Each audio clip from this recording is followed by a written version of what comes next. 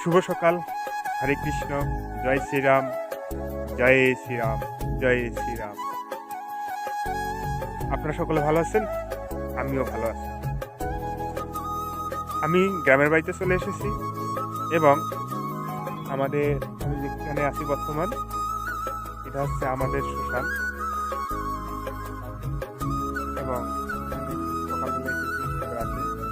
আমি যখনই যে কোনো জায়গায় থাকি না কেন, আমার গ্রামের কথা মনে পড়ে। সবচেয়ে আমার প্রিয় জায়গাটার কথা মনে পড়ে, কারণ একদিন আমাকে এই জায়গায় আসতে হবে।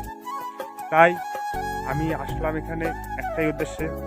আমরা পৃথিবীতে এসেছি, পৃথিবী থেকে চলে যাব, কিন্তু মৃত্যুর পরে আপনি কিংবা আমি যে কেউ চলে যাব তার আত্মার শান্তি কামনা করার জন্য এবং তার আত্মার মুক্তি কামনা করার জন্য এখানে প্রার্থনা করতে এসেছি।